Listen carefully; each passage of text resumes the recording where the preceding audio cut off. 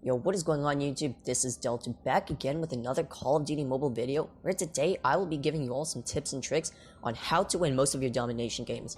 Now I cannot guarantee that you will win all of your domination games, as the tips in this video are strictly related to domination and not gun skill. However, if you would like some tips on improving your gun skill, then watch the video in the top right.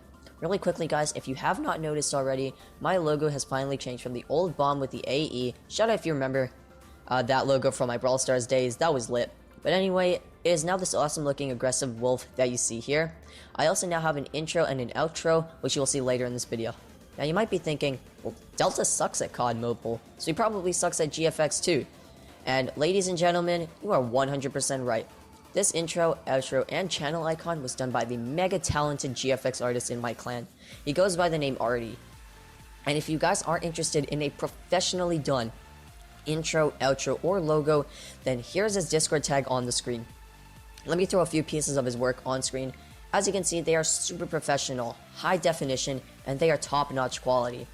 Logo maker websites will make you pay lots of money for something like this, and you don't even get to specify what the style or main focus of your logo is. But with Arti, he will consult you on a highly reasonable price. So if you're interested in your very own logo, intro, outro, or all three, then friend Arti on Discord, and you guys can work something out. Also, my Discord server is finally up and running. Here's the URL on screen. And thank you all so much for 300 subscribers. Let's get to 400 by the end of March. Anyway, I've gone on enough. You guys are here for the tips and tricks. Now let's get into it.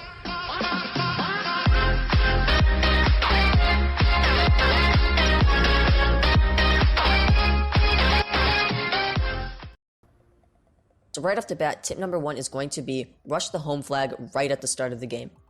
I see so many kill-hungry people rushing straight at B flag, thinking they can solo capture it, when in reality, they capture B halfway and get shot instantly. The problem is if both teams are equally skilled and no team captures B. Who wins then? It is the team that captured their home flag first. This way, you will always be at least 1 point ahead of the enemy team, and if no one captures B, your team will win the game. The next tip would be to watch the spawns and flags currently being captured, and to capture the flags accordingly. For example, if your home flag is A and your whole team pushes into C, that is going to cause a spawn flip. A spawn flip is when the teams spawn on opposite spawn points than where they were currently spawning. In this case, your team will begin to spawn on C and the enemies will begin to spawn on A. As soon as you find this information, you should immediately capture the spawn flag, which in this case is C.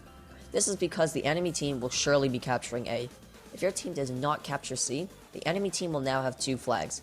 Hopefully this made sense. In short, just watch the spawns and flags and capture when the moment is right. Tip number 3 would be to defend flags as hard as possible. Not only is this an obvious tip that will help you win the game, but you can get a lot of kills from this. For example, if your team has A and B, and the enemy team is struggling to get to B, they will make a move on A. This means you should be prepared to take on as many opponents as you can at once. If you have a teammate by your side, this makes it super easy, as you both will be able to watch each other's blind spots. In the end, by the time all 5 opponents rush A, they will have been sent back to spawn, where they must traverse the map again, which is wasting time on their part and giving you easy points. Tip number 4 is to not stray too far from teammates. Every player on the team has an important part, whether you are the worst or the best in the lobby. Remember, assists are still helpful. If you and your teammate work together, you can both clear out an area, send the enemies back to spawn, and quickly capture B flag. However, if you are concerned about kills to the extent that you purposefully stay away from teammates just to get kills, then you have a bit of a problem. When you die, you will be sent back to spawn, meaning less backup and firepower for your team. In other words, you are being an egotist. Don't be an egotist.